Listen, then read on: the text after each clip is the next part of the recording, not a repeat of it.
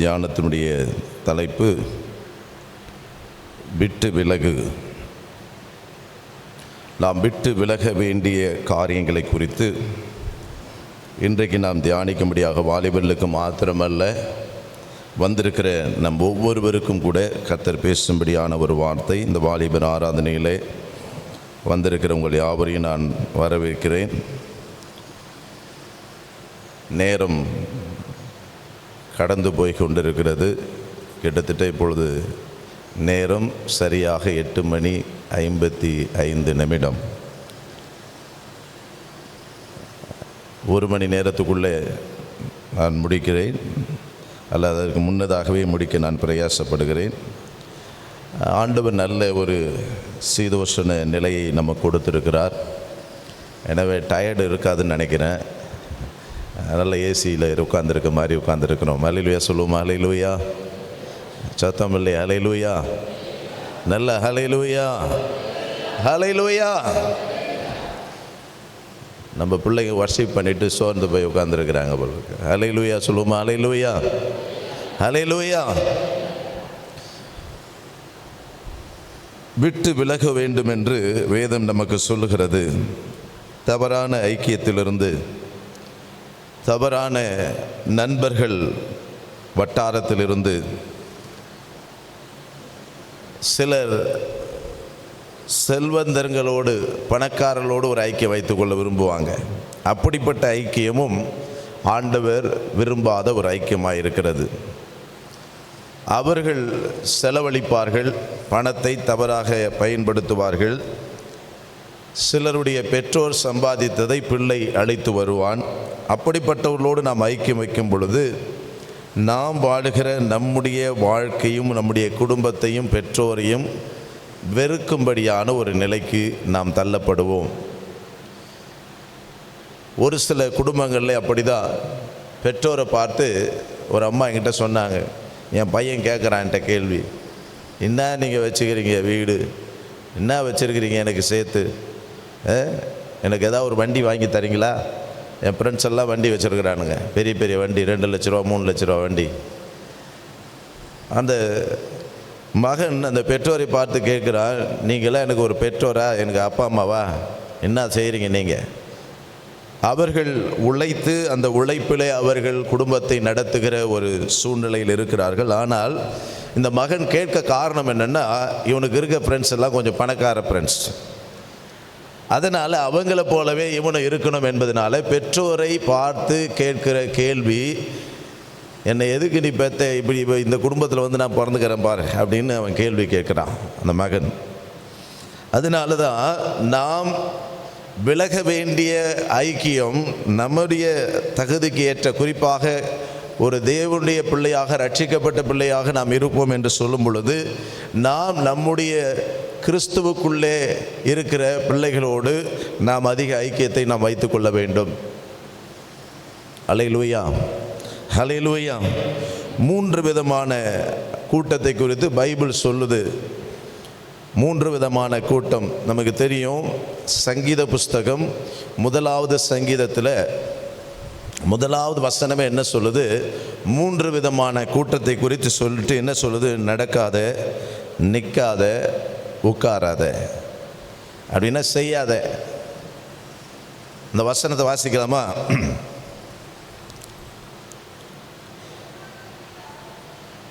துன்மார்க்கருடைய ஆலோசனையில் நடவாமல், பாவிகளுடைய வழியில் நிற்காமல், பரியாசக்காரர் உட்காரும் இடத்தில் உட்காராமல். நீ அதை விட்டு விலகணும். அதுக்கு அங்கே ஒரு ஆலோசனை சொல்கிறாரு, பைபிளை நீ படி, பைபிளை அதிகமாக நேசி, வேத வசனத்தை நீ தியானி, இந்த 3 விஷயத்தை விட்டு நீ விலகணும் அப்படின்னு சொல்கிறாரு. சங்கீதம் 119 9வது வசனம், ஏன் பைபிளை நான் படிக்கணும் அப்படின்னு சொல்லும் பொழுது இங்கே வசனம் என்ன சொல்லுகிறது? காலையில் முதல் ஆராதனையில் கூட பாஸ்டர் சுரேஷ் இந்த வசனத்தை எடுத்து பேசினாங்க. 9ஆம் வசனம் என்ன சொல்? வாலிபன் தன் வழியை எதினாலே சுத்தமாக்குவான், நம்முடைய வார்த்தையின்படி தன்னை காத்து கொள்ளுகிறதுனாலே. நாம் விட்டு விலக வேண்டிய காரியம், இன்றைக்கு இந்த உலகம் பாவத்திற்குள்ளே இருக்கிறது, பொல்லாங்கனுக்குள் கிடக்கிற உலகம்தான், உண்மைதான். எங்கு பார்த்தாலும் பலவிதமான நவீன பாவங்கள், நவீன அறிவியல் சார்ந்த பாவங்கள், அறிவியல் சார்ந்த திருட்டுக்கள், இந்த மோசடிகள் எல்லாம் இந்த உலகத்திலே நடந்து கொண்டிருக்கிறது. நீங்களும் நானும் எண்ணெயும் தண்ணியும் போல ஒட்டாத ஒரு வாழ்க்கை வாழணும். அல்லேலூயா சொல்லுமா? அல்லேலூயா, அல்லேலூயா. எண்ணெயும் தண்ணியும் என்னைக்குமே சேராது. நீங்களும் நானும் ஆண்டவரால் பிரித்தெடுக்கப்பட்ட இருக்கிற வாழ்க்கையை வாழும்படி அடைக்கப்பட்டிருக்கிறபடினாலே நீங்களும் நானும் அப்படிப்பட்ட ஒரு வாழ்க்கையை வாழணும். கடலில் இருக்கிற மீனை போல வாழணும். கடலில் உப்பு இருக்குது, ஆனால் உப்பு மீனுக்குள்ளே என்ன பண்ணல, ஏறல. அது செத்த பிறகு தான் அதில் என்ன பண்ணுறோம், சாகடித்து மீன் சமைக்கும் பொழுது உப்பை போடுறோம். ஆனால் கடலுக்குள்ளேயே பிறந்து கடலுக்குள்ளேயே வாழ்ந்து கொண்டிருக்கிற அந்த மீனுக்குள்ளே அந்த உப்பானது ஏறாதது போல இந்த பாவ உலகத்திலே நாம் பிறந்து வாழ்ந்து கொண்டிருந்தாலும் எல்லாவித பாவங்களும் நம்மை நெருக்கி நிற்கிற எல்லா காரியங்களையும் விட்டு நாம் விலகி வாழுகிற ஒரு வாழ்க்கையை வாழும்படியாக அழைக்கப்பட்டிருக்கிறோம். அல்லேலூயா. நீங்களும் நானும் விட்டு விலக வேண்டிய காரியங்கள் 7 காரியங்கள் இருக்கிறது. இன்றைக்கு 4 காரியத்தை மாத்திரம்தான் நாம் தியானிக்கும்படியாக இருக்கிறோம். நான் தியானத்திற்கு போவதற்கு முன்பாக நம்முடைய பாட்டு புஸ்தகத்தில் உள்ள ஒரு பாடலை நான் பாடும்படியாக இருக்கிறேன். 1740 வாலிபர் நாம் இயேசுவின் போர் வீரர்கள், வளர்ந்து வரும் திருச்சபையின் காவலாளிகள் என்ற பாடல். எதிர்கால சந்ததியாக இருக்கிற வாலிப மகனே மகளே, திருச்சபை எதிர்கால ஊழியங்கள், கர்த்தருடைய திட்டம் சித்தம் நிறைவேறுவதற்கு நீ ஆயத்தமாக இருக்க வேண்டும். கர்த்தர் உன்னிடத்தில் இந்த உத்தரவாதத்தை கொடுத்திருக்கிறார். வாலிபர் நாம் இயேசுவின் போர் வீரர்கள், வளர்ந்து வரும் திருச்சபையின் காவலாளிகள். வாலிபர் நாம் இயேசுவின் போர் வீரர்கள், வளர்ந்து வரும் திருச்சபையின் காவலாளிகள். வார்த்தை தரும் வல்லமையில் பலப்படுவோம், வாக்கை நம்பி சீடர்களாய் செயல்படுவோம். வார்த்தை தரும் வல்லமையில் பலப்படுவோம், வாக்கை நம்பி சீடர்களாய் செயல்படுவோம். வாலிபர் நாம் இயேசுவின் போர் வீரர்கள், வளர்ந்து வரும் திருச்சபையின் காவலாளிகள். மந்த நாவு மோசேயை தேவன் அடக்கவில்லையா, செங்கடலை அவனை கொண்டு விலக்கவில்லையா. மந்த நாவு மோசேயை தேவன் அடக்கவில்லையா, செங்கடலை அவனை கொண்டு விலக்கவில்லையா. முகமுகமாய் அவனோடு தேவன் பேசவில்லையா, உன்னோடும் பேசுகிறார் கேட்கவில்லையா. முகமுகமாய் அவனோடு தேவன் பேசவில்லையா, உன்னோடும் பேசுகிறார் கேட்கவில்லையா. வாலிபர் நாம் இயேசுவின் போர் வீரர்கள், வளர்ந்து வரும் திருச்சபையின் காவலாளிகள்.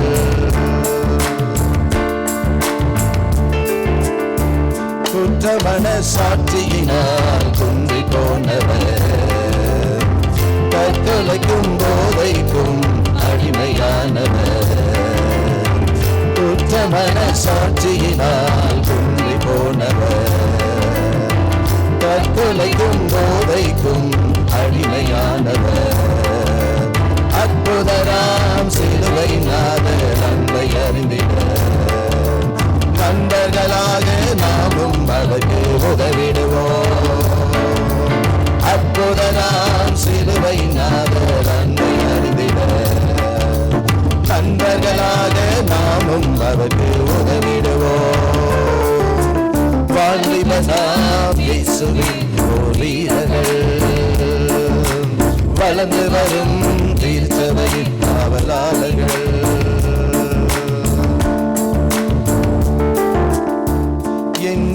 இல்லாத இளைஞர் கூட்டம் மீட்பை பெற்றிட அணி அணியாய் இயேசுவின் பின்னே நாமும் செல்லுவோம். எண்ணில்லாத இளைஞர் கூட்டம் மீட்பை பெற்றிட அணி அணியாய் இயேசுவின் பின்னே நாமும் செல்லுவோம்.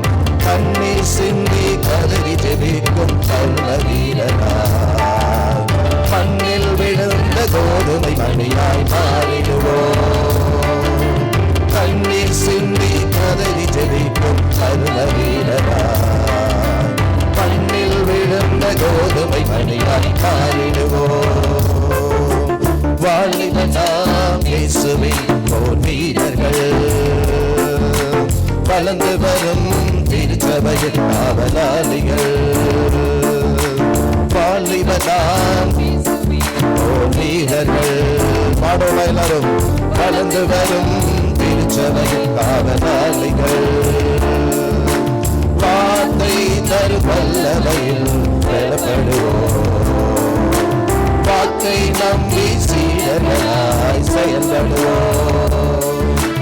வார்த்தை தரும் வல்லமையில் பெறப்படுவோம். வாக்கை நம்பி சீடர்களாய் செயல்படுவோம். வாலிபனாம் இயேசுவின் போர் வீரர்கள் வளர்ந்து வரும் திருச்சபையின் காவலாளிகள். ஹல்லேலூயா, ஹல்லேலூயா. முதலாவதாக நாம் விட்டு விலக வேண்டிய காரியம், வாசித்த வேத பகுதியை நாம் எடுத்துக்கொள்ளலாம்.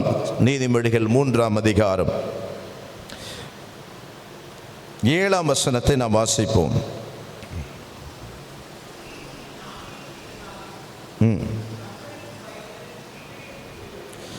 தீமையை விட்டு விலகு. நாம் விலக வேண்டிய காரியம், ஆண்டவர் சொல்லுகிறார், தீமையை விட்டு விலகு.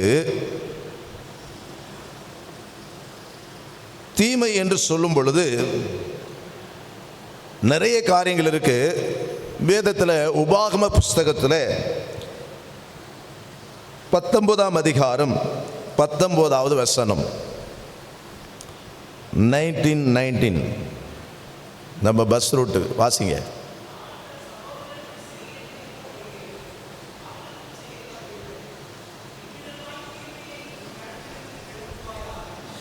தீமையை நீ விலக்க வேண்டும் அப்படி சொல்றாரு. எதை குறித்து சொல்றாரு இங்க தீமை என்று சொன்னா? அங்கே நாம் வாசிக்கிறோம், கள்ள சாட்சி என்கிற தீமை. 18ஆம் வசனத்தை நீங்க வாசிக்கும் பொழுது அங்க என்ன வாசிக்கிறோம்?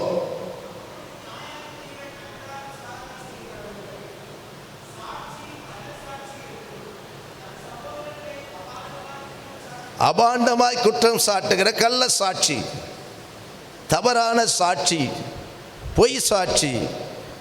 அந்த பொய் சாட்சி என்கிற தீமையை உன்னிடத்திலே விளக்க வேண்டும் என்று சொல்லிட்டு அடுத்து நம்ம அங்கே வாசிக்கும் பொழுது 20வது வசனத்தில் அங்கே சொல்றாரு, நீ யார் உனக்கு கள்ள சாட்சி சொல்லி உன்னை எப்படி பழி வாங்கணும், உன்னை எப்படியாவது பனிஷ்மெண்ட் பண்ண நினைச்சானோ அதையே அவனுக்கு நீ செய்து தீமையை விளக்குன்றார். ஒருத்தவன் நீ கெட்டு போனன்றதுக்காக பொய்யான காரியத்தை சொல்லி உன் வாழ்க்கையை, உன்னுடைய நேமை கெடுக்கணும்னு நினைக்கிறான். அப்படி செய்கிற அந்த கள்ள சாட்சி, அதுக்கு இன்னொருத்தவன் துணையாக நிற்கிறான். அந்த சாட்சியை உன்னிலிருந்து நீக்க வேண்டும். ஆண்டவர் சொல்கிறாரு, அந்த தீமையை, பொய் சாட்சி சொல்லுகிற தீமையை உன்னிலிருந்து விலக்க வேண்டும். எந்த நோக்கத்திற்காக பொய் சாட்சி அவன் செட் பண்ணானோ அந்த காரியத்தை அவனுக்கு நீ தீர்க்கணுன்றார், பனிஷ்மெண்ட் கொடுக்கணுன்றார். இப்படி நீ விளக்கும் பொழுது இன்னொருத்தன் இப்படிப்பட்ட காரியத்தை செய்ய மாட்டான். தீமையை உன்னிடத்திலிருந்து விலக்க வேண்டும் என்று சொல்லும் பொழுது இங்கே நான் வாசிக்கிறோம், கள்ள சாட்சியை உன்னிடத்திலிருந்து விலக்க வேண்டும். அவன் நினைத்தபடியே அவனுக்கு அது கிடைக்கணும். சங்கீத புஸ்தகத்தில் வாசிக்கிறோம், தாங்கள் வெட்டின குழியிலே தாங்களே விழுந்துட்டாங்க. அடுத்தவன் இப்படி கெடுக்கப்பட வேண்டும், அடுத்தபடி அழியணும் என்று நினைக்கிற உள்ளத்திலே அப்படிப்பட்ட ஒரு எண்ணத்தோடு இருக்கிற சகோதரனே சகோதரியே, வசனம் சொல்லுகிறது, அது தீமை. அந்த தீமையை உன்னை விட்டு நீ விலக்கணும், அல்லது அந்த தீமையிலிருந்து நீ வெளியே வர வேண்டும். இங்கே வசனம் சொல்லுகிறது, அப்படி தீமையாய் நினைத்த மனிதர்கள் அதிலே நீக்கப்படும்படியாக யார் அப்படி நினைத்தானோ அவனுக்கு அதை செய்யணும் அப்படின்றார். ஹல்லேலூயா, ஹல்லேலூயா. சங்கீதம் 97:10 நாம் வாசிக்கிறோம், கர்த்தரில் அன்பு கூறுகிறவர்களே தீமையை வெறுத்து விடுங்கள். தீமையை வெறுத்து விடுங்கள். கர்த்தரில் அன்பு கூறுகிறவர்களே, ஆண்டவரை நேசிக்கிறேன் என்று சொல்லுகிறவர்களே, தேவனை நான் நேசிக்கிறேன், அவரை நான் அதிகமாக நேசிக்கிறேன், என் உயிரை விட நேசிக்கிறேன் என்று சொல்லுகிறவர்களே, தீமையை வெறுத்து விடுங்கள். தீமை உங்கள் வாழ்க்கைக்கு நுழையாதபடி அதிலே ஒரு வெறுப்பு இருக்கட்டும். சில பேர் சில சாப்பாடு விரும்புவாங்க, சில சாப்பாடு பிடிக்காது. அதுபோல நம்முடைய அன்றாட வாழ்க்கையில, ஆவிக்குரிய வாழ்க்கையில தீமையான காரியங்கள் நமக்கு பிடிக்காத ஒரு ஆகாரத்தை போல அதை வெறுத்து விடுங்கள். ஏன் அப்படின்னா, நான் ஆண்டவரை நேசிக்கிறேன், ஏசப்பாவை நான் நேசிக்கிறேன் அப்படின்னு சொல்கிறோம் இல்லையா? அப்படிப்பட்டவர்களை குறித்து தான் சொல்லப்படுகிறது, தேவனிடத்தில் அன்பு கூறுகிறவர்களே தீமையை வெறுத்து விடுங்கள். ஆண்டவர் நமக்கு முன்பாக நல்லதையும் வச்சிருக்கிறாரு, கெட்டதையும் வச்சிருக்கிறார். உபாகம் புஸ்தகத்தில் கடைசியாக நம்ம சாப்டரில் பார்க்கணும், 30ஆம் அதிகாரம் 15ஆம் வசனத்தில் எங்கன்னு சொல்கிறாரு, நன்மையும் தீமையும் ரெண்டுத்தையும் உனக்கு முன்பாக வைக்கிறேன்றார். அப்படின்னா நல்லதையும் கர்த்தர் படைத்திருக்கிறார், தீமையும் இந்த உலகத்திலே அவர் அனுமதித்திருக்கிறார். நல்ல ஆகாரம் நமக்கு ஆண்டவர் வச்சிருக்கிறாரு. நம்ம உடம்புக்கு ஒவ்வாத பாய்சனாக இருக்கக்கூடிய விஷத்தன்மை உள்ள செடிகளையும் மரங்களையும் கனிகளையும் கர்த்தர் படைத்திருக்கிறார். அதனால எல்லாத்தையும் நம்ம சாப்பிட முடியாது. ஏதேன் தோட்டத்தில் கர்த்தர் வைத்த அந்த நியமமே, அவர் வைத்ததான அந்த வார்த்தை, அவர்கள் கொடுத்த கட்டளையே என்ன? இதெல்லாம் சாப்பிடணும், இதை சாப்பிடக்கூடாது. இன்றைக்கு நம் வாழ்க்கையிலேயும் இதையெல்லாம் செய்ய வேண்டும், இப்படிப்பட்ட காரியத்தை நாம் செய்யக்கூடாது என்று கர்த்தர் நன்மையும் வச்சிருக்கார், தீமை. உபாகம் 30:15 என்ன வாசிக்கிறோம்? ரெண்டையும் உனக்கு முன்னால் வைக்கிறேன். நீ எதை தெரிந்து கொள்ற? தீமையை தெரிந்து கொள்றியா அல்லது நல்லது தெரிந்து கொள்ளுகிறாயா? ஹல்லேலூயா, ஹல்லேலூயா, ஹல்லேலூயா. ரெண்டையும் உனக்கு முன்பாக வைக்கிறேன். நீ எதை தெரிந்து கொள்ளுகிறாய் என்பது உன்னுடைய கரத்தில், உன்னுடைய சாய்ஸ். கர்த்தர் உன்கிட்ட கொடுத்திருக்கிறாரு. கடைசியில் போய் தீமையான காரியத்தில் விழுந்து மாட்டிக்கிட்டு சிக்கிட்டு, ஐயோ என் வாழ்க்கை இப்படி போயிடுச்சே, மோசமாயிடுச்சே அப்படின்னு நாம் சொல்லி புலம்போதில் எந்த பிரயோஜனமும் இல்லை. நேற்றைக்கு 2 பேர் இங்கே வேலை செய்யும்படியாக வந்தாங்க. அவங்க ஒரு வேளை நம்முடைய துப்புரவு பணி செய்கிற வேலையும் சுத்தம் பண்ணிக்கிட்டு இருந்தாங்க. அப்போ பேசும் பொழுது அவங்க சொன்னாங்க, ஸ்கூலுக்கு அனுப்பும் போதெல்லாம் ஒழுங்காக நாங்கள் படிக்கலை, சுற்றிக்கிட்டு ஜாலியாக வந்துட்டோம், ஸ்கூலுக்கு போகாமல் கட்டடிச்சிட்டோம், இன்றைக்கி இப்படிப்பட்ட ஒரு வேலையை நாங்கள் செய்ய வேண்டியிருக்கு. அல்லேலூயா.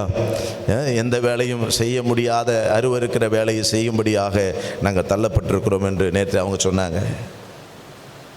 ஆமென், அல்லேலூயா. அப்போ நாம் தெரிந்து கொள்கிறது நம்முடைய கையில் இருக்கிறது.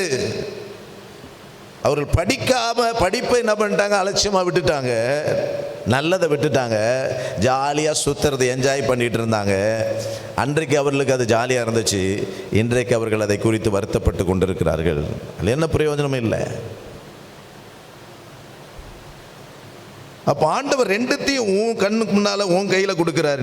நீ எதை தெரிந்து கொள்ளுகிறாய் என்று கர்த்தர் உன்னிடத்தில் கேட்கிறார். தீமை எனக்கு தெரியுது நல்லா, அந்த தீமையிலிருந்து நீ எஸ்கேப் ஆகணும். ஆண்டவருடைய வசனம் என்ன சொல்லுது? நம்ம வாசிக்கும் சங்கீத புஸ்தகம் 34வது சங்கீதம் 14வது வசனம்.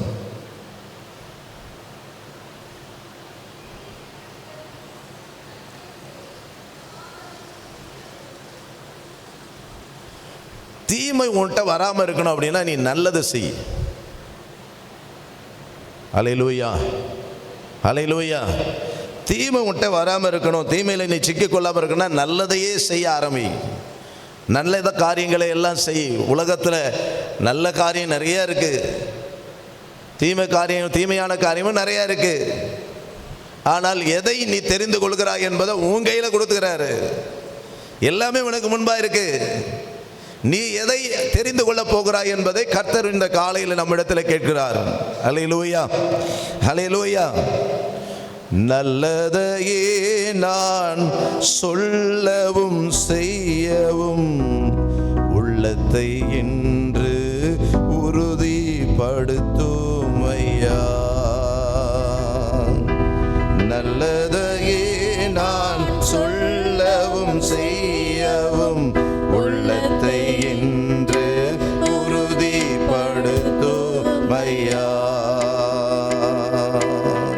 துதிக்கும் மகிமைக்கும் பாத்திரரே, மகிமையும் புகழ்ச்சியும் உமக்குத்தானே.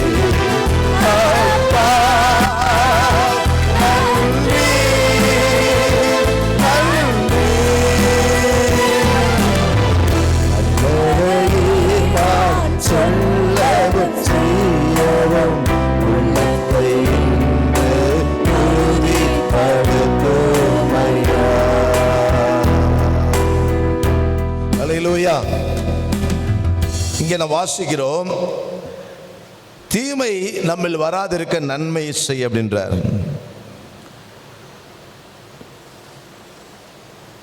நீதிமொழிகள் 8:13 வாசிக்கும் பொழுது,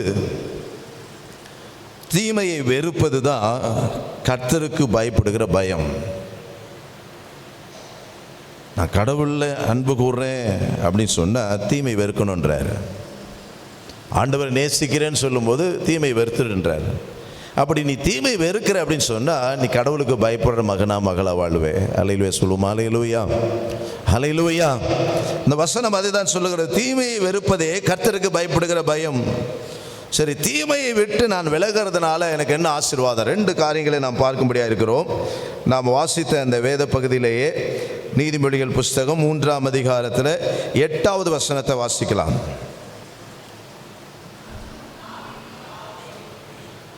தீமை விட்டு நீ விலகிறதுனால அது உன் நாவிக்கு ஆரோக்கியமும் உன் எலும்புகளுக்கு ஊனுமாயிருக்கும் அப்படின்னு சொல்லியிருக்கு. 2 விஷயத்தை சொல்றார்.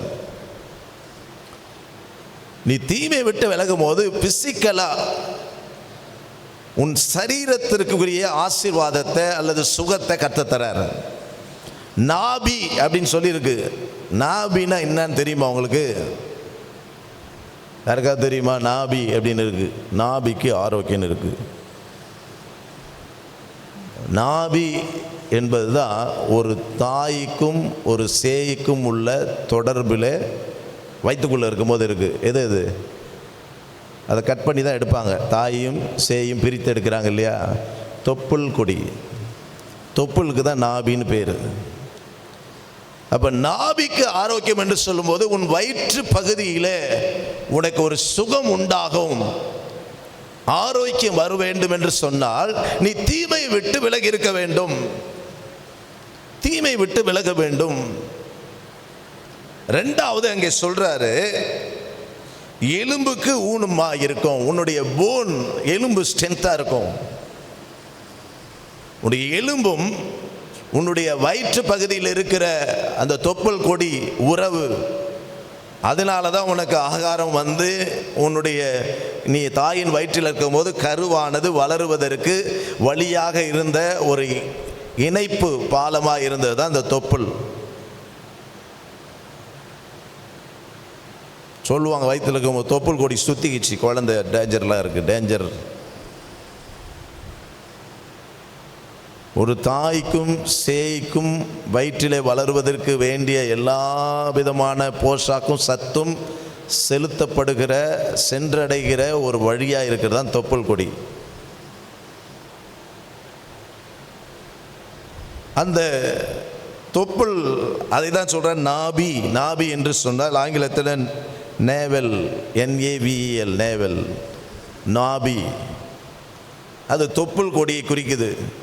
அப்போ தொப்புல இந்த வயிற்று சுற்றிலும் அது உள்ளே இருக்கக்கூடிய பார்ட்ஸ் எல்லாம் உனக்கு சுகமாக இருக்கணும் அப்படி சொன்னால், ஆரோக்கியமாக இருக்கணும் என்று சொன்னால் உன் ஜீரண உறுப்பு எல்லாம் உள்ளதான் இருக்குது, வயிற்றுக்குள்ளே தான் இருக்குது. இதெல்லாம் எல்லாம் ஆரோக்கியமாக இருக்கணும் அப்படி சொன்னால் வசனம் சொல்லுகிறது, தீமையை விட்டு நீ விலகி இருக்கும் பொழுது உன்னுடைய சரீரத்தில் ஆரோக்கியம், உன் எலும்புக்கு அது புஷ்டியாக இருக்குன்னு பைபிள் சொல்லுது. அல்லேலூயா. அப்போ தீமையை விட்டு நான் விலகும் பொழுது, நீ விட்டு விலக வேண்டிய காரியம் முதலாவது நாம் தியானித்து கொண்டிருக்கோம், தீமையை விட்டு விலக வேண்டும். அப்படி விலகும் பொழுது உன்னுடைய சரீரத்திற்கு அவர் ஆரோக்கியத்தை தருகிறார். ரெண்டாவது, நீ தீமையை விட்டு விலகும் பொழுது ஆவிக்குரிய வாழ்க்கையின் ஆசீர்வாதத்தை நீ பெற்றுக்கொள்வாய். வாசிக்கலாம், நமக்கு நேரம் இல்லை, அதனால் அதிகமாக நாம் தியானிக்கல. சங்கீதம் 37:27 வசனம்.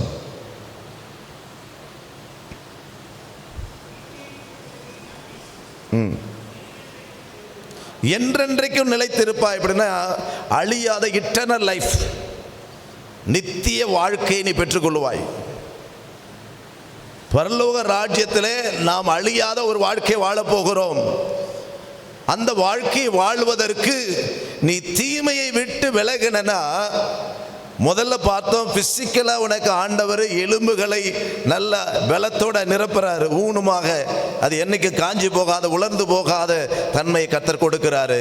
உன் வயிற்றின் பகுதியில் இருக்கக்கூடிய எல்லா பார்ட்ஸையும் கர்த்தர் ஆரோக்கியமாக வச்சிருக்கிறேன்றாரு. அல்லேலூயா சொல்லுமா? அல்லேலூயா. ரெண்டாவதாக நான் பார்க்கிறோம், தீமையை விட்டு நீ விலகும் பொழுது என்றென்றைக்கும் நிலைத்திருப்பாய், அழியாத ஒரு வாழ்க்கையை நீ பெற்றுக்கொள்ளுவாய். இந்த ரெண்டு விஷயம் ஆண்டவர் முக்கியப்படுத்துகிறார். நீயும் நான் விட்டு விலக வேண்டிய வாலிப பிள்ளைகளாக இருக்கிற நீங்கள் இந்த வாலிப பிரயாயத்தில் தீமையான காரியத்திற்கு இடம் கொடுக்காம அதை விட்டு விலகுங்க. ஆண்டவரை நேசிக்கிறேன் நீ சொன்னால் முதல்ல தீமை விட்டு விலகு. தீமையை விட்டு விலகுவதே கர்த்தருக்கு பயப்படுகிற பயம், இதை மறந்து போகாத. ரெண்டாவது காரியத்திற்கு நாம் கடந்து சொல்வோம். நீதிமொழிகள் 9:6 வசனம்.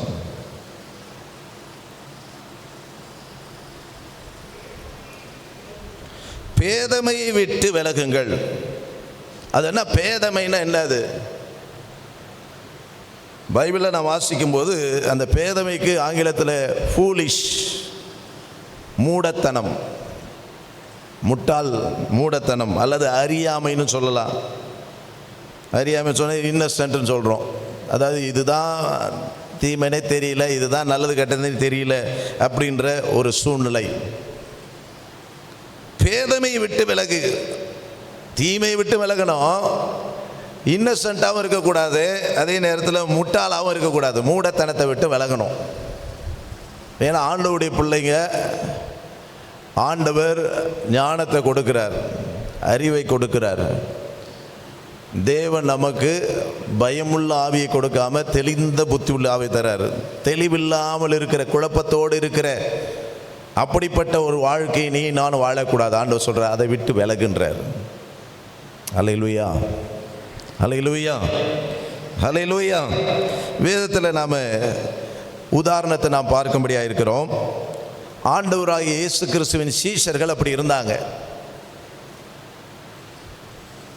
2 பேரை குறித்து அங்கே சொல்லப்பட்டிருக்கிறது பைபிளில்.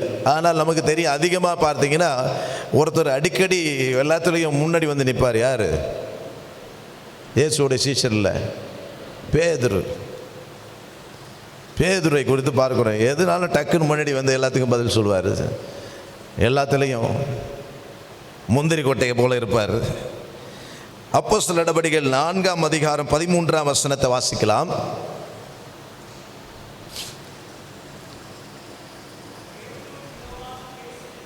பேதுருவும் யோவானும் பேசுகிற தைரியத்தை கண்டு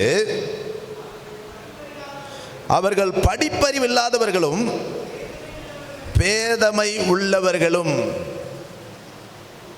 பேதமை, பேதை, ஏதாவது முட்டாள் பூலிஷாக இருக்கிறவங்க, எப்போ பார்த்தாலும் ஏதாவது ஒன்று சொல்லிட்டு இருக்கிற ஆளுங்க. ஆனால் அவர்களுக்கு இப்பொழுது இந்த ஞானம் எங்கிருந்து வந்தது என்ற ஒரு கேள்வி. பேதுருவும் யோவானும் ஆண்டவராகிய இயேசுவோடு இருந்த பொழுது, பரிசுத்தாவின் அபிஷேகம் பெற்றுக்கொள்வதற்கு முன்பாக வரைக்கும் அவர்கள் பேதமை உள்ளவர்களாக இருந்தார்கள். ஏதோ ஒன்று பேசுறது, பேசிட்டு மாட்டிக்கிறது. பேதுரு அப்படி தான் பேசணும். ஆண்டவரே, நான் உங்க கூட வந்து சாவேன், உங்களுக்கு அதெல்லாம் நடக்கூடாதுன்னு சொன்னான்.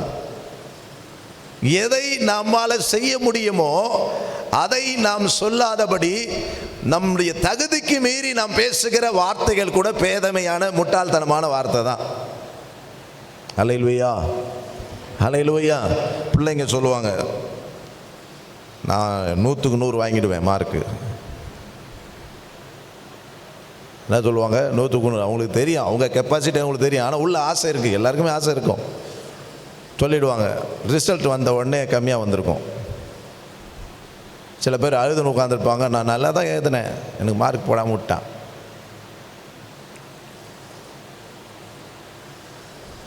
நம்முடைய தகுதி நமக்கு தெரியும். வீட்டில் சொல்லியிருப்பாங்க, நீ நல்ல மார்க் எடுக்கலாமா அவனை, அவ்வளோதான், உனக்கு டியூஷன் வச்சேன் சொன்னதுனால என்ன பண்ணிடுறது இவங்களும், நான் நல்லா 100க்கு 100 எடுப்பேன் அப்படின்னு சொல்லிடுறது. ஆனால் அவர்களுடைய தகுதி அவங்களுக்கு தெரியும். பேதுருவும் தன்னுடைய நிலைமை தெரியும், ஆனாலும் ஏதோ ஒன்று பேசுகிறது. முட்டாள்தனமான வார்த்தை, பேதமையான பேச்சு. ஒருத்தன் பேசுனா பாருங்க, ஒரு பணக்காரன், ஆத்துமாவே நீ கவலைப்படாத, இந்த வருஷம் நிறைய விளைச்சல் வந்திருக்கு, நான் ஒரு பெரிய இடம் பத்தலைன்னா பரவாயில்ல, நான் என்ன பண்ணுவேன், இடிச்சுட்டு பெருசாக கட்டி எல்லாத்தையும் போட்டு வச்சுருவேன், நீ ரொம்ப வருஷத்துக்கு சாப்பிடு, ஆத்மாவுக்கு இந்த சோறு தேவையில்லை. ஆனால் அவன் முட்டாள தான் சொல்கிறார், ஆண்டவரே மதிகேடனேன்றார். பேதமையான பேச்சு. மதிகேடனே, இன்றைக்கு இரவு உன் ஜீவன் உன்னை விட்டு எடுக்கப்பட்டு போனால் நீ சேர்த்து வைத்தது யாருடையதாகன்னு கேட்கிறாரு. முட்டாள்தனமான பேச்சு, பேதமையான பேச்சு. இங்கே சொல்றாரு, உன் பேதமையை விட்டு நீ விலகு. பேதுருவும் யோவானுக்குள்ளேயும் நாம் பார்க்கும் பொழுது அந்த பேதமை விலகுவதற்கு காரணம் என்னன்னா, பரிசுத்தாவின் அபிஷேகம் வந்த பொழுது அவர்கள் வாழ்க்கையில் இருந்த அந்த பேதமை விலகி போனது. அல்லேலூயா சொல்லுவோம். அல்லேலூயா, அல்லேலூயா. அது வரைக்கும் அப்படி இருந்தவர்கள் பரிசுத்தாவின் அபிஷேகம் பெற்ற பிறகு அவர்களுக்குள்ளே ஒரு தைரியம். இப்பொழுது அறிவாக பேச ஆரம்பிக்கிறாங்க, தெளிவாக பேச ஆரம்பிக்கிறாங்க. ஆமென், அல்லேலூயா. அபிஷேகம் பெற்றிருக்கிற தேவ பிள்ளையே, உன் வாழ்க்கையில் பெற்றிருக்கிற அபிஷேகத்தை ஆவியானவருக்கு நீ இடம் கொடு. வருகிற செவ்வாய்க்கிழமை அதுக்கு தான் வாலிபர்களுக்கு நடத்துகிறோம். எத்தனையோ முறை சொன்னாலும் இன்னும் நான் வரல, நாம் நினச்சிக்கிறோம் நாம் அறிவாளின்னு. ஆனால் நீ அறிவு என்கிற இடத்த உன்னை முட்டாளாக ஆண்டவர் கொண்டு போய் நிறுத்திடுவார். ஜாக்கிரதை. 1 குழந்தையில் தான் சொல்கிறாரு, பேதைகளை ஞானியாக மாற்று. ஞானிகளுடைய உலகத்தில் உள்ள ஞானிகளை வெட்கப்படுத்தும்படி பேதையான ஆட்களை தெரிந்து கொள்கிறாரு. அல்லேலூயா. அறிவில்லாதவர்கள் ஆண்டவர் தெரிந்து கொள்கிறாரு. நீ அறிவாக இருக்க நினச்சிக்கிட்டு கடவுளுடைய சமூகத்தை நீ வராமல், பரிசுத்தாவின் அபிஷேகத்தை பெற்றிருக்கிற நீ அதை பயன்படுத்தாமல் அந்த அனுபவத்திற்குள்ளே நீ வளராமல் இருப்ப அப்படின்னு சொன்னால் நீயும் ஒரு நாளிலே வெட்கப்பட்டு நிற்பா. ஜாக்கிரதை. பேதுரும் யோவானும் அதுவரைக்கும் பயந்து கொண்டிருந்தவர்கள், நடுங்கி கொண்டிருந்தவர்கள், அரைக்கதவை சாத்தி பூட்டி கொண்டிருந்தவர்கள், இயேசுவை மறுதலித்தவர்கள். பரிசுத்தாவின் அபிஷேகம் வந்த பொழுது அவர்கள் வாழ்க்கையில் இருந்த அந்த பேதமை, முட்டாள்தனமானது, அறியாமை என்கிற காரியம் அவர்களை விட்டு விலகி போனது. அவர்கள் மிக அறிவோடு ஞானத்தோடு பேச ஆரம்பித்தார். காரணம், பரிசுத்த ஆவியானவர் அவர்களுக்குள்ளே இருந்து அவர் கிரியை செய்ய ஆரம்பித்தார். அல்லேலூயா, ஹல்லேலூயா, ஹல்லேலூயா. பரிசுத்த ஆவியானவர் அவருடைய வாழ்க்கையை மாற்ற ஆண்டவராக இயேசு கிறிஸ்து சொல்லும் பொழுது மத்தேயு 10ஆம் அதிகாரம் 16ஆம் வசனத்தில் என்ன சொல்றாரு?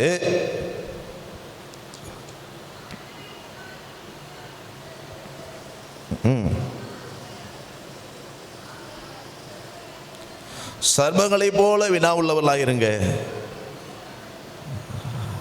புறாவை போல கபடம் இல்லாதவர்களாயிருங்கன்றார். சர்ப்பங்களை போல வினா உள்ளவர்களாயிருங்க. அது ஒரு பெரிய சப்ஜெக்ட். சர்ப்பங்களை போல வினா உள்ளவர்களாக 2 நாக்கில் 2 பிரிவாக இருக்கும். அதுபோல் நம்முடைய கேள்வி 2 காரியத்தையும் அலசி ஆராயணும். ஒன்று நெகட்டிவாகவும் இருக்கணும், பாசிட்டிவாக இருக்கணும். 2 விதமான கேள்வி நமக்குள்ளே கேட்கப்பட வேண்டும். தீமையை விட்டு விலகணும் அப்படின்னு சொல்லும் பொழுது, நான் விலகினா எனக்கு என்ன நடக்கும், விலகலைன்னா எனக்கு என்ன நடக்கும்? 2 கேள்வி.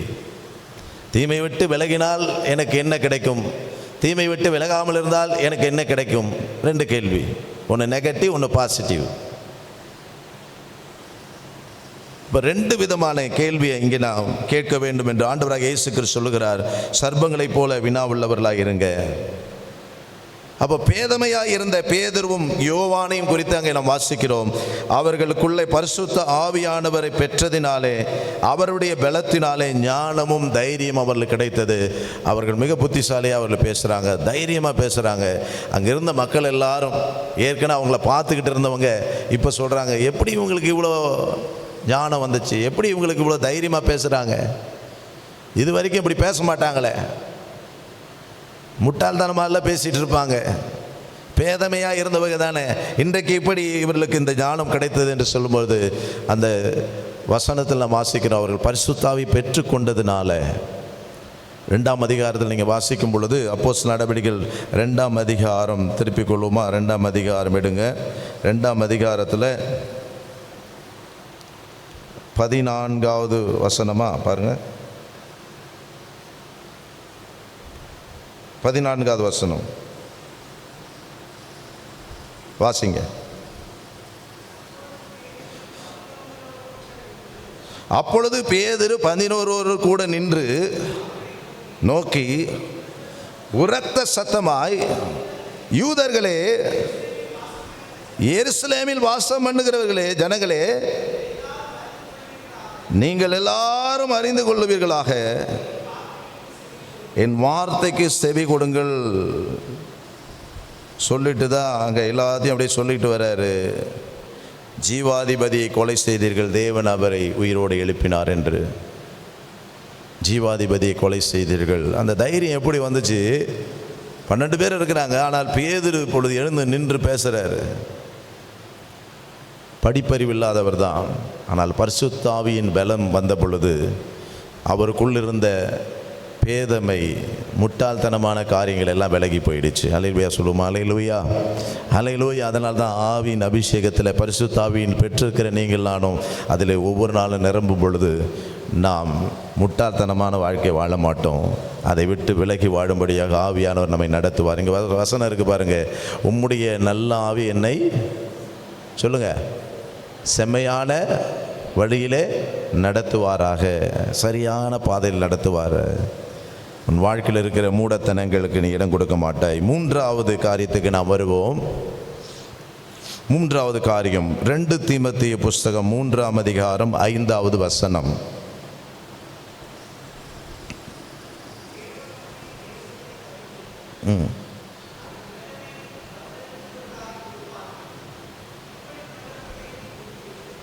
இப்படிப்பட்டவர்களை விட்டு நீ விலகு. தேவ பக்தியின் வேஷம் தரித்தவர்களை விட்டு விலகு. எதை விட்டு விலகணும்?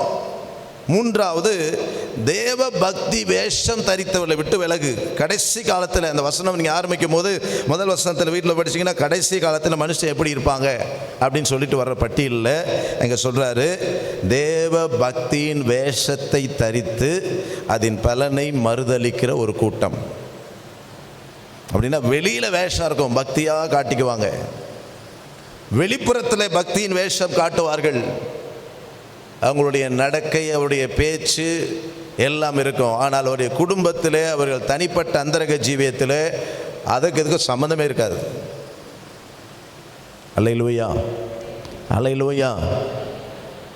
அவர்கள் வாழ்க்கையின் வெளியிலே காட்டிக்கொள்ளும். ஆண்டவராக இயேசு கிறிஸ்து நன்றாக சொன்னார், வெள்ளை அடிக்கப்பட்ட கல்லறையேன்னு சொன்னார்.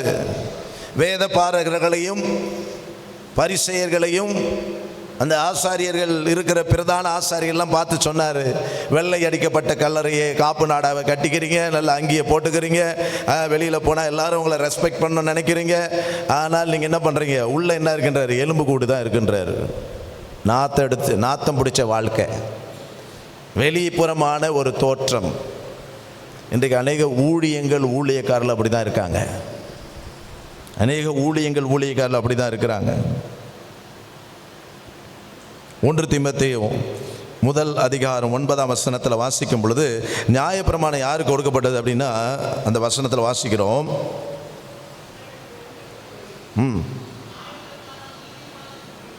நீதிமானுக்கு விதிக்கப்படலை,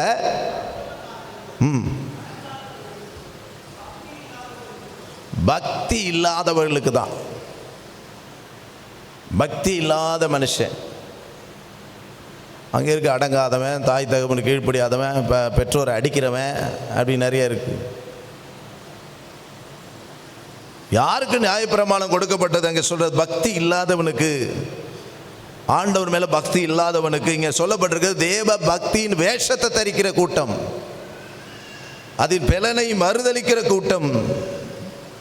ஆண்டவராக இயேசு கிறிஸ்து இதை குறித்து அவர் சொல்லும் பொழுது அவர் சில விஷயங்களை அவர் தெளிவாக சொல்கிறார். என்ன சொல்கிறார் பார்த்தீங்கன்னா, லூக்கா எழுதின சுவிசேஷம் 6ஆம் அதிகாரம் 43, 44 வாசிக்கும் பொழுது அவர் மரத்தையும் கனியையும் வைத்து அங்கே சொல்கிறார்.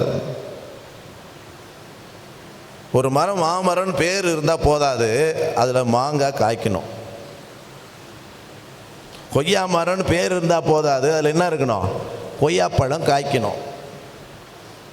அப்போ கனியை வைத்து தான் மரத்தை டிசைட் பண்ணுறாரு, பேரை வச்சு டிசைட் பண்ணல ஆண்டவர். இன்றைக்கு நாம் கிறிஸ்தவர்களாய் ஆகிவிட்டதுனால, நான் கடவுளுடைய பிள்ளை என்ற பெயரினாலே நாம் பரலோகம் போயிடலாம்னா முடியாது.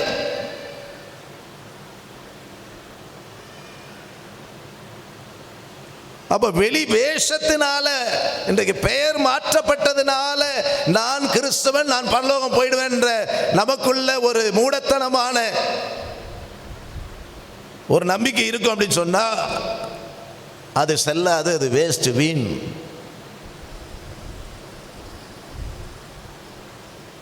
நீ ஆண்டவருடைய பிள்ளையா இருப்ப அப்படின்னு சொன்னா அந்த ஆண்டவருடைய பிள்ளைக்குரிய கனி உன் வாழ்க்கையில இருக்க வேண்டும். இயேசு அதை தான் சொல்றாரு. இன்றைக்கு அநேக ஊழியக்காரர்கள் பக்தியின் வேஷத்தை தரித்து வெளியில காட்டுறாங்க. யூடியூப்லையும் அதையும் பார்த்துட்டு இருக்கிறோம். அடுத்து ஒரு பாயிண்ட் இருக்கு, நாம் அது வரப்போறோம். அடுத்தது பக்தியின் வேஷத்தை தரித்து ஆண்டவர் சொல்றாரு,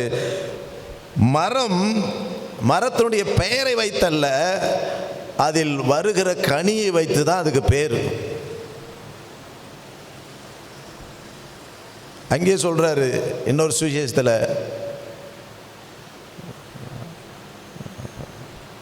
நம்ம அத்தி மரத்தில் போய் திராட்சை பழத்தை பறிக்க முடியுமா அப்படின்றாரு. திராட்சை செடியில் அத்தி பழம் காய்க்குமா? பறிக்க முடியுமா? பேர் திராட்சை செடி. நம்ம சர்ச்சில் இருக்குது, அத்தி மரமும் இருக்குது, திராட்சை செடி தான் இல்லை. அத்தி மரத்தில் கொய்யாக்காய் காய்ச்சதுன்னா எப்படி இருக்கும்?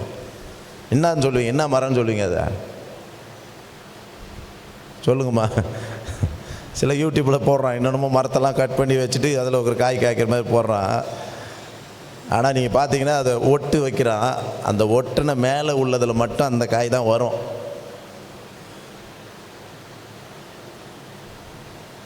அத்தி மரத்தில் கொய்யாக்காய் காய்ச்சதுன்னா என்ன மரம்னு சொல்லுவீங்க?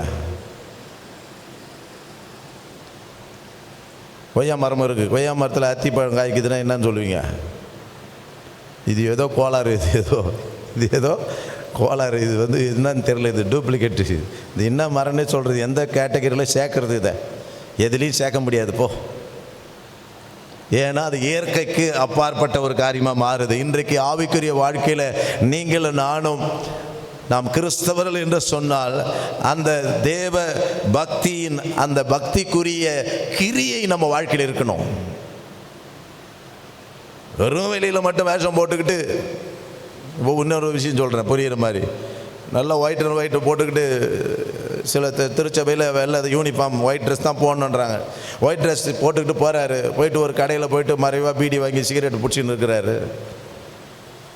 பீட்டர்னு வச்சுக்கிங்களேன், பேர் ஏதோ ஒரு பேர் வச்சுக்கோங்க. சிகரெட் பிடிக்கிறார், பக்கு பக்கு பக்குன்னு பிடிக்கிறாரு.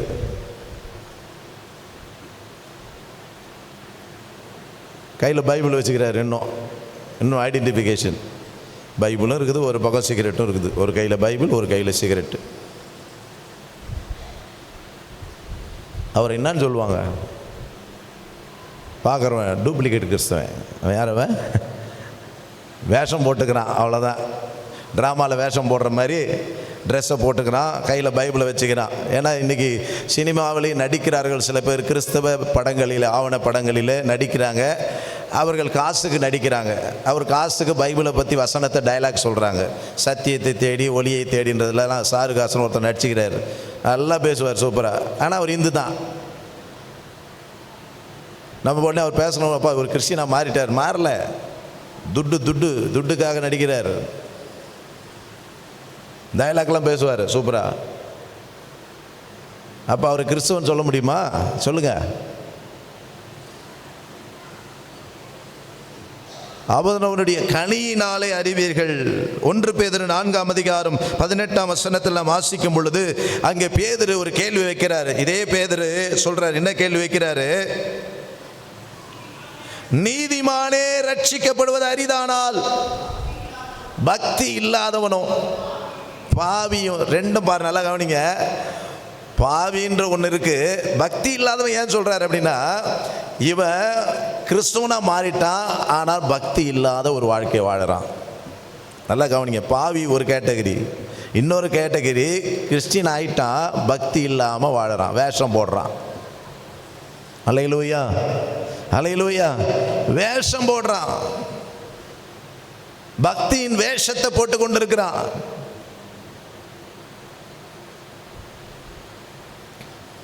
வேஷமாகவே மனுஷன் திரிகிறான், அவன் விருதாவாகவே சஞ்சலப்படுகிறான்.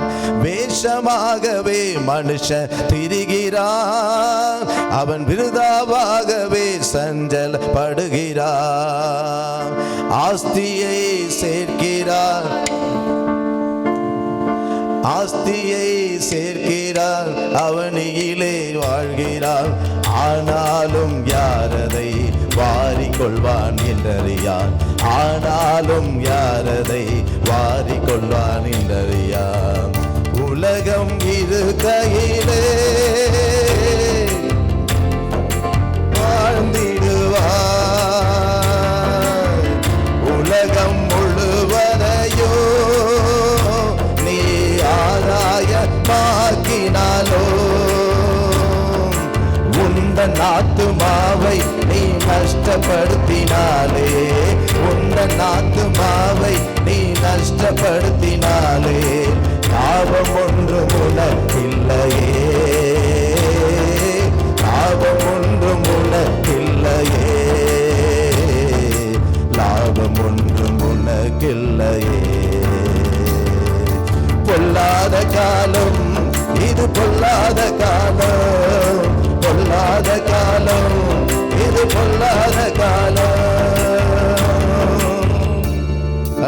இல்லையா? நான்காவது காரியத்துக்கு நாம் கடந்து செல்வோம். இதை தொடர்ந்து வரக்கூடிய வார்த்தை தான் 1 தீமோத்தேயு 6ஆம் அதிகாரம் 5வது வசனத்தை வாசிக்கலாம். இங்கே கொஞ்சம் ஷாக்கான ஒரு காரியத்தை நாம் பார்க்கிறோம். 1 தீமோத்தேயு 6:5.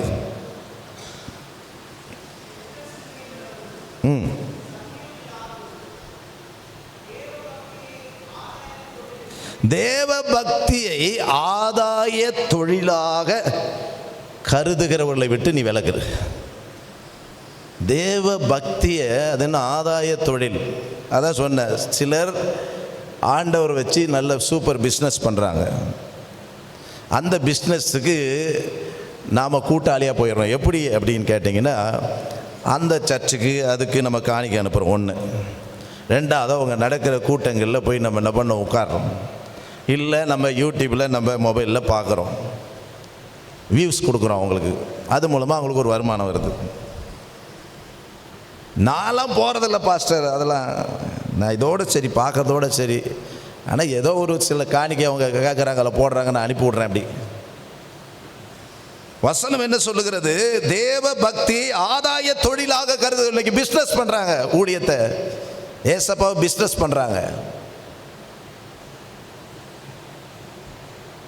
அப்படிப்பட்ட பிஸ்னஸுக்கு நீ ஒரு பார்ட்னராக அல்லது மறைமுகமாக நீ அவர்களுக்கு உதவி செய்வாய் என்று சொன்னால் நீ அவர்களோடு கூட்டாளியாக இருக்கிற. நிறைய யூடியூப்பை பார்த்தா இன்றைக்கி நிறைய பேர் கெட்டு போகிறாங்க. யாரெல்லாம் ரொம்ப பிரபலமாக இருந்தாங்களோ ஒரு நாளில் அவங்கெல்லாம் விழுந்து போய் தான் இருக்காங்க. சில பேருக்கு இன்னும் தெரியாது அவங்க விழுந்தது. என்கிட்ட கேளுங்க, நீங்கள் யாரையாவது ஒருத்தர் ஃபாலோ பண்ணுறீங்களா யூடியூப்பில்? என்கிட்ட வந்து கேளுங்க, அவளை பற்றி சொல்கிறேன். பிரபலமாக இருக்கிறவர்கள் அவர்கள் அதை சூப்பர் பிஸ்னஸாக பண்ணுறாங்க. கடவுளை பெயரை வைத்து ஆதாய தொழில். உங்களுக்கெல்லாம் தெரியும், நிறைய சிடி கேசட் விற்கணுன்னா உடனே ஏசப்பா வந்தார், சிடி எடுத்து பார்த்தாரு, சூப்பர் சிடி நல்லா குவாலிட்டியாக போட்டிருக்கிற அப்படின்னு. இதை கேட்டுட்டு பைத்தியக்காரனுக்கு சிடியை வாங்கிட்டு இருந்தாங்க. இப்போ சிடி இல்லைன்னு வச்சுங்க. இன்னொருத்தர் சொல்லுவார், கடவுள் வந்தார், வந்து பேசினார், என்னப்பா சின்ன சர்ச்சா வச்சுருக்கிற, பெருசாக கட்டு. இன்னொருத்தர் சொல்கிறார், பாயசம் குடித்தார் இயேசு வந்துன்னு. இதையும் பார்த்துட்டு சில பேர் என்ன பண்ணுறாங்க, அவங்களுடைய ஊழியத்துக்கு இன்னும் சப்போர்ட் பண்ணிக்கிட்டு தான் இருக்கிறாங்க. இங்கே உட்காந்துருக்க நம்ம கூட சில நேரத்தில் ஏற்கனவே சொல்லியிருக்கேன், ஒரு 10 வருஷத்துக்கு முன்னால் ஆசீர்வாத டிவியை பார்த்தா உன் வாழ்க்கையில் சாபம் தான் வரும்னு ஓப்பனாகவே சொல்கிறேன். ஏனென்றால் அவர் அழைப்பு இல்லாமல் ஊழியம் செஞ்சிட்ருக்கிறார். வரும்போது பிரதர், அப்புறம் பாஸ்டர், இப்போ பிஷப். ஆண்டோடைய அழைப்பு மாறாது என்றைக்கும். நான் எல்லாத்தையும் சொல்கிற ஒரு விஷயம், ஜீசஸ் கால்ஸ் அன்றையிலேருந்து இன்றைய வரைக்கும் ஒரே நிலையில் அவங்க ஊழியம் செய்கிறாங்க. அவங்க பண்ணணுன்னா எவ்வளோ பண்ணலாம், ஆனால் அவர்கள் அந்த அழைப்பில் அவர்கள் உண்மையாக இருக்கிறாங்க. அவங்க கொடுத்த அந்த தரிசனத்தில் இது வரைக்கும் அப்படி தான் போயிட்டுருக்காங்க. அதுக்கு பின்னால் வந்தவர் தான் அவர், ஆலன் பால்லாம் அங்கேருந்து வந்தவர் தான். ஏன் இதை சொல்கிறேன் அப்படின்னா, உண்மை அதுதான். நம்ம சபையிலேருந்தும் ஒரு சில குடும்பம் ஓடி போச்சு, கடைசியில் எங்கேயும் போகவும் உருப்படாமல் வீட்டில் உட்காந்துருக்காங்க. அநேக சபையில் அநேக ஆத்மாதாயம் செய்யாமல் மற்ற சபையிலேருந்து ஆடுகளை திருடிக்கிட்டாங்க. இப்படி சில ஊழியங்கள் நடக்கிறது. எதுனா பிஸ்னஸ். பக்தியின் வேஷத்தை தரித்து பாருங்கள், டிவியில் என்னமா தலையாட்டி பாட்டெலாம் பாடுவாங்க. வயிற்றில் இருக்கிற குழந்தை அப்படி பொதுக்குன்னு வந்துடும். இல்லை, ஈஸி டெலிவரி ஆகிடும். அப்படிலாம் இருக்கிறாங்க ஊழியக்காரர். வசனம் சொல்லுகிறது, பக்தியின் வேஷத்தை தரிக்காமல் பக்தி ஆதாய தொழிலாக கருதுகிறவர்கள், ஆண்டவரை ஆராதிக்கிற, ஆண்டவருக்கு மகிமையாக காரியங்களை எடுத்து சொல்லுகிற அநேக ஊழியங்கள் இன்றைக்கு அது ஒரு லாபகரமான பிஸ்னஸாக கொண்டு போயிட்டு இருக்காங்க. அதை தான் தீமோத்தேயு சொல்லுகிறார். வேத வசனத்தின் அடிப்படையில் நான் சொல்லி கொண்டிருக்கிறேன். அநேக ஊழியங்கள் இன்றைக்கு அப்படி தான் போயிட்டு இருக்கு. அவர்களோடு கூட நீ கூட்டாளியா எப்போ போறனா, நீ அந்த ஊழியத்திற்கு ஒரு காணிக்கை கொடுக்கும் பொழுது, அல்லது அவர்களை குறித்த காரியத்தை நீ அதிகமாக பார்க்குற, அல்லது அவர் நடத்துகிற மீட்டிங்க்கு நீங்கள் போகிற அப்படின்னு சொன்னால் நீ அவர்களோடு ஒரு கூட்டு களவாளியாக மாறிடுவேன். அப்படிப்பட்ட இதை விட்டு நீ விலகி வா வெளியே. இல்லை பாஸ்டர், அவங்களே தேடி வராங்க வீட்டுக்கு, நான் என்ன பண்ணுறது? கெட் அவுட் சொல்லு. எங்களுக்கு சபை இருக்குது, பாஸ்டர் இருக்கிறாரு. எங்களுக்கு தேவையான பிரசங்கம் கிடைக்குது, எங்களுக்கு அவசியம் இல்லை. அதை சொல்ல உனக்கு தைரியம் இல்லை அப்படின்னா நீ அதில் ஒரு கூட்டு களவாளியாக இருக்கிற, நீ கூட்டணியாக இருக்கிற. அவன் தப்பு செய்வதற்கு நீ காணிக்கை கொடுக்குற அப்படின்னு சொன்னால் நீ அவனை உற்சாகப்படுத்துகிற. இன்னும் நீ நல்லா செய்ப்பா பிஸ்னஸ்ன்னு.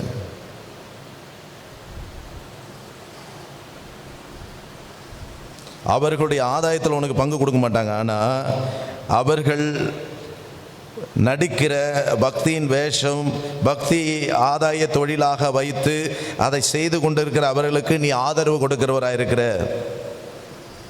சிலர் சொல்லுவாங்க, நாங்கள் ஊழியத்துக்கு கொடுக்குறோம் பாஸ்டர். என்கிட்ட சொல்லியிருக்காங்க 2-3 பேர், நாங்கள் ஊழியத்துக்கு கொடுக்குறோம், அவரை பற்றி நல்லா வருது தான், தப்பாக அவர் கணக்கு கொடுத்துவார் கடவுள்கிட்ட.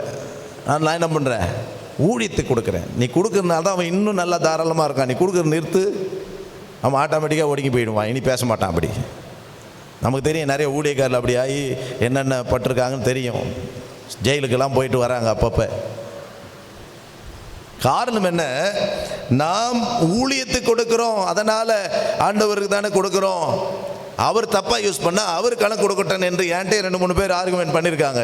நான் இன்றைக்கு சொல்கிறேன், உனக்கு நல்லா தெரியுது, உனக்கு பள்ளம் இருக்குன்னு தெரியுது, அந்த பள்ளத்தில் நீ உழுவியா சொல்லு. உனக்கு முன்னால் பள்ளம் இருக்குன்னு தெரிஞ்சு நீ போய் உழுவியா? உழுந்துட்டு அப்புறமேட்டா கையை காலை உடைச்சிட்டு ஐயோ ஐயோன்னு சொல்கிறத விட இது கையை காலை உடைக்கிற அனுபவம் இல்லை.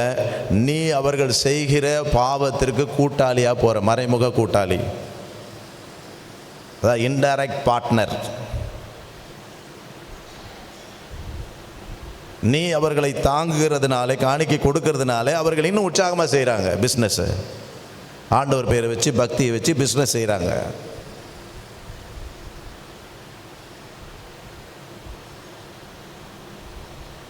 அதனால் இங்கே வசனம் என்ன சொல்லுகிறது, நாம் இப்படி இருக்கிற பக்தியை ஆதாய தொழிலாக இருக்கிறவர்களை விட்டு விலகணும். நம்ம அவங்களோட டச்சப் ரொம்ப இல்லை தான், ஆனால் மறைமுகமாக மீடியா வழியாக மற்ற காரியங்களினாலே நாம் அவர்களை தாங்குவோம் என்று சொன்னால் நிச்சயமாக அவர்கள் செய்கிற பிஸ்னஸ்ஸு கடவுளுடைய பக்தியை, கடவுளை வைத்து அவர்கள் பிஸ்னஸ் செய்கிறாங்க. அதில் நீயும் கூட்டாளியாக இருக்காத, அதிலிருந்து விலகி வாழ்றார். இன்றைக்கி 4 விஷயம் நாம் பார்த்தோம். கரெக்டாக 1 மணி நேரம் ஆக போகுது. 4 விஷயத்தை பார்த்தோம். ஞாபகம் வைத்துங்க. தீமையை விட்டு விலக வேண்டும். நீ விலகினால் உனக்கு ஆசீர்வாதம், சரீர சுகம், ஆவிக்குரிய வாழ்க்கையில் நீ பரலோகத்தில் நித்திய வாழ்க்கை பெறுவே. 2வது, பேதமை விட்டு, உன் முட்டாள்தனத்தை விட்டு விலகணும். அப்படி நீ விலகும் வேண்டும் என்று சொன்னால் பரிசுத்த ஆவி பெற்றுக்கிற நீ நிச்சயமாக அப்படிப்பட்ட ஒரு வாழ்க்கை வாழணும். அதற்கு நீ அபிஷேகத்தில் ஒவ்வொரு நாளும் நீ நிரம்பும் பொழுது நீ புத்திமானாய் நடந்து கொள்ளுவே. ஏனென்றால் ஆண்டவர் சொல்லுகிறாரு, உன் வாழ்க்கையில் சர்ப்பங்களைப் போல வினா உள்ளவர்களாக இருக்கணும், முட்டாளாக நடக்கக்கூடாது. அப்போ பரிசுத்த ஆவியின் அபிஷேகம் பெற்றிருக்கிற நீ, அந்த பெற்றிருக்கிற அபிஷேகத்தில் நீ நாளுக்கு நாள் வளருவ அப்படின்னு சொன்னால் உன் வாழ்க்கையில் இருக்கிற முட்டாள்தனம், பேதமை விலகி ஓடிவிடும். 3வதாக, தேவ பக்தியின் வேஷம் தரித்தவர்களை விட்டு விலகு. கடைசி காலத்தில் மனுஷன் எப்படி இருப்பான் அப்படின்னு சொல்லும் பொழுது, தேவ பக்தியின் வேஷம் வெளி வேஷத்திற்கு வாழ்கிற வாழ்க்கை, உண்மை வாழ்க்கையிலே அவர்கள் கடவுளுடைய ஒரு சீசனாக இல்லாத ஒரு வாழ்க்கை வாழுகிறார்கள். அதனால தான் ஆண்டவர் சொன்னார், கனியினாலே நீ அறிய வேண்டும் என்று சொல்லி. பேதுரு சொல்லுகிறார், நீதிமானே ரட்சிக்கப்படுவது அரிதானால் பக்தி இல்லாதவனும் பாவி எங்கே போய் நிற்பான்ற. இந்த காலையில் 3வது காரியம், தேவ பக்தியின் வேஷம் தரித்தவளை விட்டு விலகு. வேஷம் போட்ட ஒரு வாழ்க்கை, ஆனால் அவள் பேசுகிற நடக்கை வித்தியாசமாக இருக்குமானால் அப்படிப்பட்டவர்கள் விலகு, அவர்களோடு சேராத. 4வது, தேவ பக்தியின் வேஷத்தை, தேவ பக்தி ஆதாய தொழிலாக லாபம் கிடைக்கிற மாதிரி வாழுறவர்களை விட்டு நீ விலகு. மறைமுகமாக நீ அவர்களை தாங்குவாய் என்று சொன்னால் அதை விட்டு விலகு. அப்படிப்பட்ட ஊழியங்களின் கொடுப்பதை விட்டு நிறுத்து. கர்த்தர் இல்லை என்றால் நீ அவர்களோடு ஒரு கூட்டாளியாய் மாறி போகிறாய். உனக்கும் கர்த்தர் நியாய தீர்ப்பில் கொண்டு வந்து நிறுத்துவார் என்பதை அறி. இந்த காலையில் வந்திருக்க நாம் யாவரும் எல்லாரும் எழுந்து நிற்போம். சங்கீதம் முதல் சங்கீதத்தில் சொல்லியிருக்கிறது போல நடவாமல் நிற்காமல் உட்காராமல் கர்த்தருடைய வேதத்தை நாம் பற்றி கொள்வோம். கர்த்தருடைய வசனத்தில் நிலைத்திருப்போம். நியாயப்பிரமாணம் பக்தி இல்லாதவனுக்கு கொடுக்கப்பட்டிருக்கிறது. இன்றைக்கு நாம் பக்தியின் வேஷம் தரித்தவர்களை விட்டு விலகுவோம். பக்தியின் ஆதாய தொழிலாக